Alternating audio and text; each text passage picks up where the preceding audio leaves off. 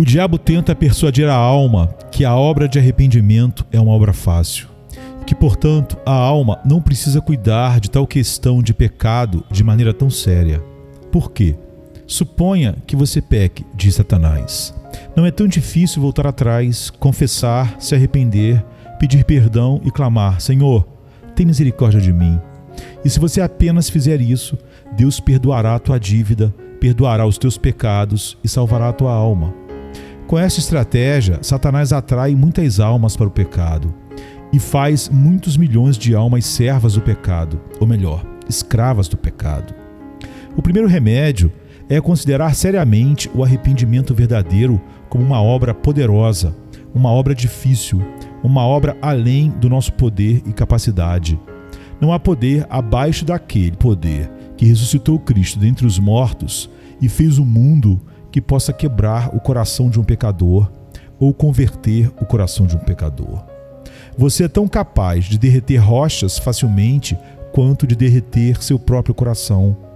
Transformar uma pederneira em carne como converter seu próprio coração ao Senhor. Você pode mais facilmente ressuscitar os mortos e fazer o mundo por seu poder do que se arrepender verdadeiramente por si mesmo. O arrependimento é uma flor que não nasce no jardim da natureza humana. O etíope pode mudar a cor da sua pele ou o leopardo tirar suas manchas. Nem aqueles que estão sob o mal podem fazer o bem, de Jeremias 13:23. O arrependimento é um dom que vem do alto. Os homens não nascem com arrependimento em seus corações, como nascem com suas línguas em suas bocas, como está em Atos 5:31. Este homem, Deus o exaltou com a mão direita para ser príncipe e salvador, para conceder arrependimento. Ele deve eficazmente agir soberanamente no coração daqueles que se opõem a ele para se arrependerem. Devemos pregar, diz o apóstolo, na esperança de que Deus lhes conceda o arrependimento que os levará ao conhecimento da verdade e que eles caiam em si e escapem da armadilha do diabo que os levou cativos para fazer a sua vontade. 2 Timóteo 2, 25 e 26. Não está no poder de qualquer mortal arrepender-se à vontade, na hora que quiser. Não o se arrepender verdadeiramente, com todas as afeições corretas que Deus exige. Algumas almas ignorantes e iludidas acreditam em vão que estas 5 palavras, Senhor, tem piedade de mim, são eficazes para enviá-las ao céu. Mas assim como muitos são enganados comprando falsa joia, muitos estão no inferno por engano do seu arrependimento falso. Muitos descansam em seu arrependimento, o que fez com que se dissesse: o falso arrependimento condena mais do que o pecado aberto. O segundo remédio contra esta joia e estratégia de Satanás é considerar solenemente a natureza do verdadeiro arrependimento. Arrependimento é outra coisa, além do que os homens vãos concebem. A palavra hebraica para arrependimento significa voltar atrás, o que implica voltar atrás daquilo que o homem fez.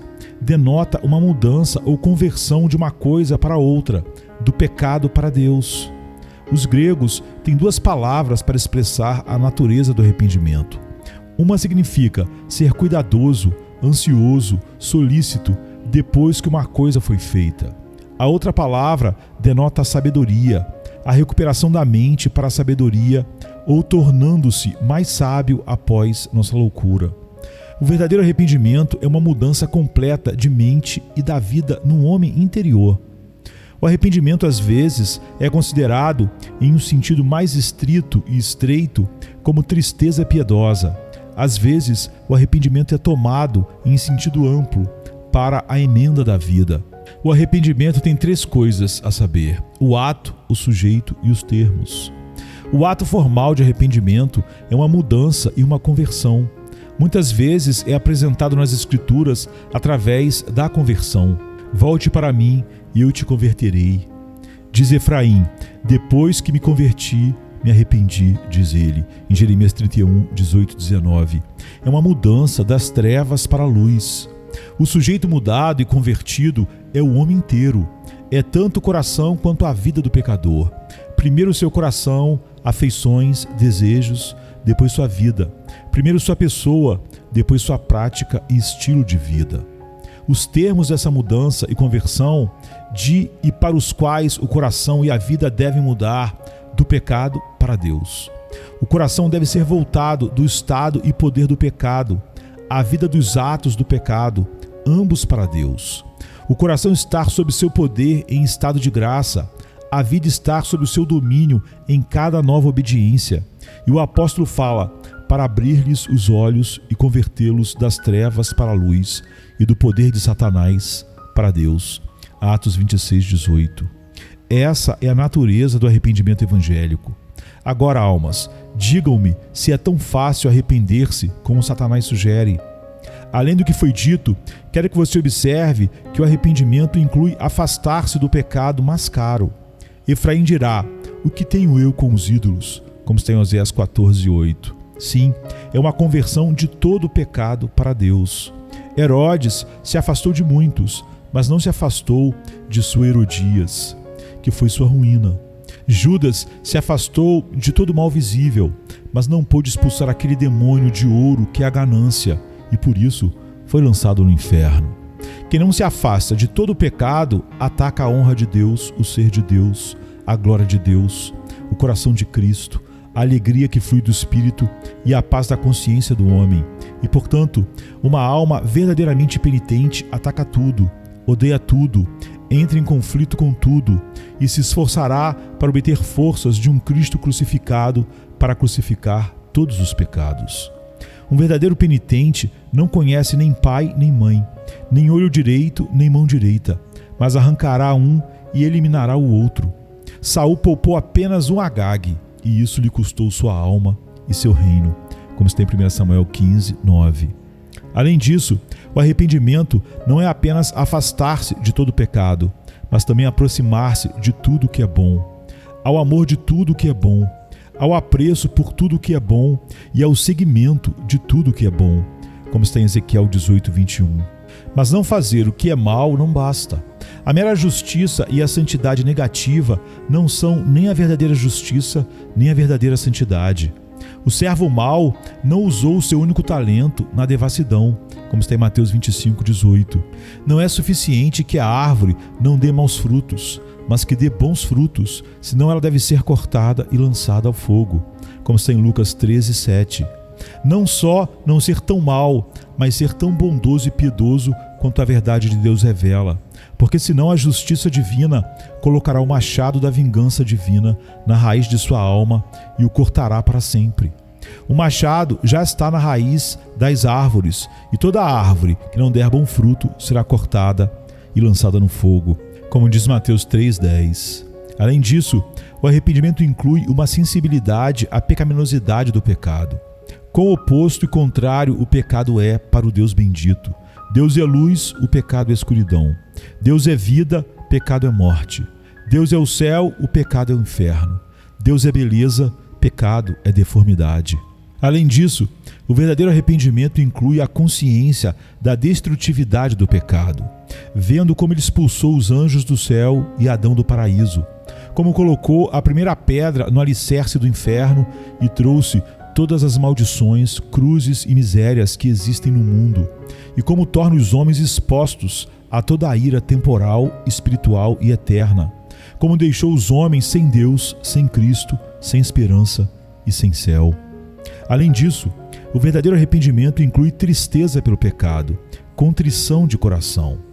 Quebra o coração com suspiros, soluços e gemidos, que pelo pecado um Deus e Pai amoroso é ofendido, um bendito Salvador novamente crucificado, e o doce Consolador, o Espírito, aflito e vexado.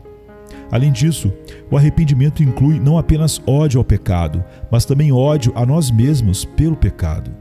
Como o homem não apenas abomina o veneno, mas ele abomina o próprio prato ou recipiente que cheira a veneno. Assim, um verdadeiro penitente não apenas odeia o seu pecado, mas também odeia a si mesmo, o vaso que cheira a ele. Então Ezequiel 20:43 diz: "E ali vocês se lembrarão dos seus caminhos e de todas as suas obras com que se contaminaram, e vocês se odiarão por todos os males que cometeram." O verdadeiro arrependimento fará com que seus corações não apenas odeiem seus pecados, mas também odeiem a si mesmos. O verdadeiro arrependimento é uma tristeza pelo pecado, pois é uma ofensa a Deus e contra Deus. O arrependimento vem soberanamente de Deus e leva o homem a Deus. Além disso, o verdadeiro arrependimento não só faz com que o homem se abomine por seus pecados, mas também o envergonhe de seus pecados. Que fruto você teve naquilo de que agora você está envergonhado? Diz o apóstolo em Romanos 6:21. Assim também Ezequiel, e você será confundido e nunca mais abrirá a boca, por causa da sua vergonha, quando eu for apaziguado para com você por tudo o que você fez, diz o Senhor Deus. Ezequiel 16:63.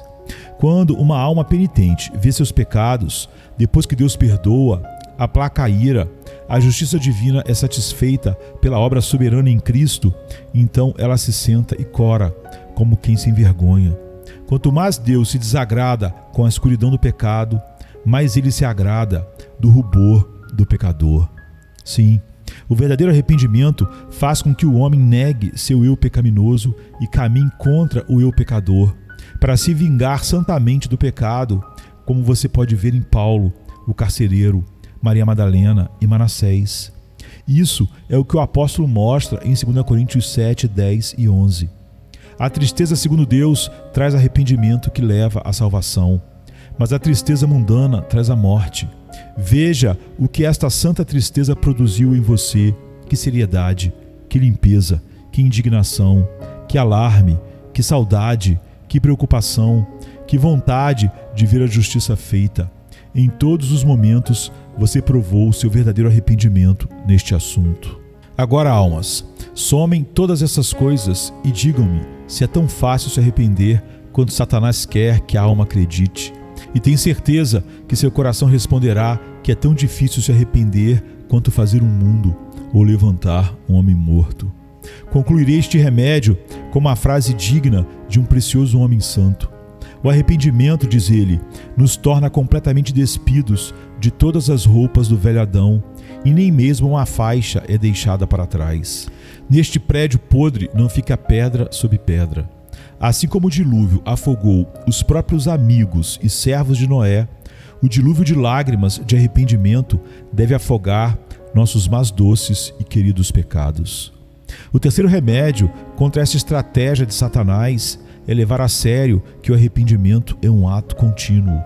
A palavra arrependimento implica a sua continuação.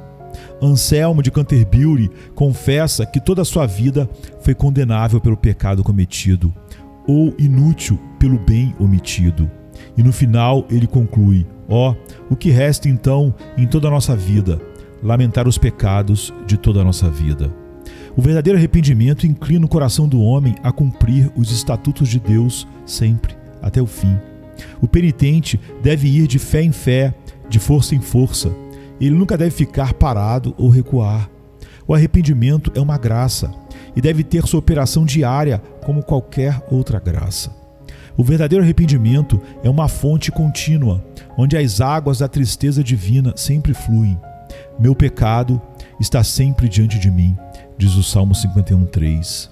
Um verdadeiro penitente muitas vezes lança os seus olhos de volta aos dias da sua antiga vaidade, e isso o leva a regar sua cama com suas lágrimas, de manhã e à noite. Não se lembre contra mim dos pecados da minha juventude, diz o penitente e abençoado Davi. E Paulo diz: antes eu era um blasfemo e um perseguidor e um homem violento. Eles nunca podiam olhar para trás sem esse tom sério. O arrependimento é um ato contínuo de conversão, um arrependimento do qual nunca se deve se arrepender, uma conversão para não voltar à loucura. Um verdadeiro penitente sempre tem algo dentro de si para ser transformado. Ele nunca pode chegar perto o suficiente de Deus, não tão perto dele como ele anseia. E, portanto, ele continua prosseguindo e prosseguindo para se aproximar cada vez mais dele, que é o seu bem principal e sua única felicidade, o máximo, o melhor e o maior bem. Todos os dias eles clamam: desventurado homem que sou, quem me livrará deste corpo de morte? Consta em Romanos 7:24.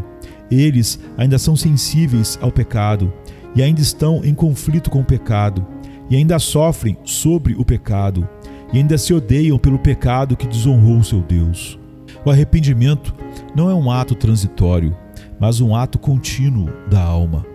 E diga-me, ó alma tentada, se é uma coisa tão fácil como Satanás quer que você acredite, estar cada dia mais longe do pecado e mais perto de Deus, sua bênção mais deleitosa, o próprio Deus. Um verdadeiro penitente não pode contentar-se facilmente com um ato de fé ou um ato de amor, como com um ato só de arrependimento. O quarto remédio contra esta joia do artifício de Satanás é considerar solenemente que se a obra do arrependimento fosse tão fácil como Satanás faz parecer, então certamente não haveria tantos que rugiriam e chorariam com raiva a ruína eterna sobre os horrores e terrores do pecado, consciência, por não se arrepender. Sim, sem dúvida, tantos milhões não iriam para o inferno por não se arrependerem, se fosse tão fácil se arrepender verdadeiramente. As pobres almas não gritam sob o horror da consciência e dizem: se todo este mundo fosse um pedaço de ouro e estivéssemos em nosso poder descartá-lo, nós o daríamos pela menor partícula de arrependimento verdadeiro. E você dirá que é fácil arrepender-se verdadeiramente? Bem, não corra o risco de perder Deus, Cristo, o céu e sua alma para sempre por seguir este truque. Satanás diz: é fácil se arrepender. Se é tão fácil, por que então os corações dos ímpios se elevam tão alto contra aqueles que impõem a doutrina do arrependimento sobre eles de maneira mais doce e com os argumentos mais fortes e escolhidos que as Escrituras oferecem? E por que matam duas coisas ao mesmo tempo: o nome do pregador fiel e suas próprias almas, com suas palavras e ações malignas, apenas porque são incitados a se arrepender, o que Satanás lhes diz ser uma coisa tão fácil? Certamente, se o arrependimento fosse tão fácil, os homens ímpios não ficariam tão enfurecidos quando essa doutrina fosse, por considerações evangélicas, pressionada sobre eles. Como você vai se despedaçar e se debater? Como você vai se arrepender de um arrependimento infrutífero, falso e barato? O que você vai dizer? Ai de mim, que eu não derramei o fardo do pecado. Ai de mim, que não lavei minhas manchas, mas agora estou traspassado com minhas iniquidades. Agora perdi a imensa alegria dos anjos e santos. O quinto remédio contra este artifício de Satanás é considerar seriamente que arrepender-se do pecado é uma obra da graça tão grande quanto não pecar. No entanto, é melhor ser preservado do pecado do que curado do pecado pelo arrependimento. Assim como é melhor para um homem ser preservado da doença do que ser curado da doença. Por nossas quedas pecaminosas, os poderes da alma são enfraquecidos. A força da graça se degrada. Nossas evidências para o céu são apagadas. Medos e dúvidas surgem na alma. Deus perdoará mais uma vez esse pecado escarlate e mostrará misericórdia a essa alma miserável? As corrupções do coração são vistas mais favorecidas e confirmadas, e a consciência de um homem, depois das quedas, é a mais enfurecida ou a mais entorpecida. Agora, que uma alma, apesar de tudo isso, se arrependa de suas quedas, mostra que é uma obra de graça tão grande se arrepender do pecado quanto não pecar. O arrependimento é o vômito da alma, e de todos os purgativos, nenhum é tão difícil e áspero como o vômito. O mesmo meio que tende a preservar a alma do pecado, o mesmo meio funciona para que a alma se levante pelo arrependimento quando caiu no pecado. Sabemos que a misericórdia e a bondade de Deus são meios especiais de preservar a alma do pecado. Como Davi disse: estou constantemente ciente do seu amor infalível e tenho vivido de acordo com sua verdade. Não passo tempo com mentirosos nem com os hipócritas. Odeio as reuniões dos que praticam o mal e me recuso a me reunir com os que não te temem. Salmo 26, 3-5. Assim, pelo mesmo meio, a alma se levanta pelo arrependimento do pecado. Como pode ser visto na mulher que muito amou e chorou muito, porque muito lhe foi perdoado. Como está em Lucas 7, 37-39. Assim diz Oséias: venham, voltemos ao Senhor. Ele nos despedaçou, agora Ele nos sarará. Ele nos feriu, agora Ele atará nossas feridas. Em pouco tempo, Ele nos restaurará para que possamos viver em sua presença. Oséias 6, 1 e 2. Eu poderia mostrar a você essa verdade em muitos outros detalhes, mas isso pode ser suficiente.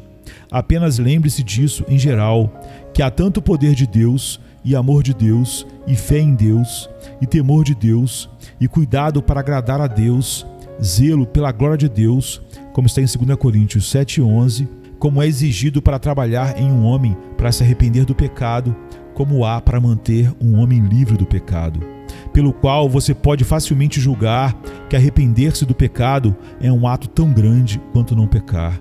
E agora me diga, ó alma, é fácil não pecar? Sabemos então que não é fácil arrepender-se do pecado. Apenas um ato soberano de Deus em misericórdia infinita pode produzi-lo.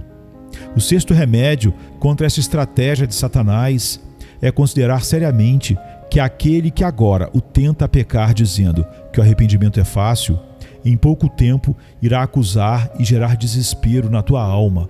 Apresentará o arrependimento como o trabalho mais difícil e duro do mundo, e por isso ele colocará seus pecados em ordem diante de você e os fará dizer: nós somos teus e você deve nos seguir para a perdição.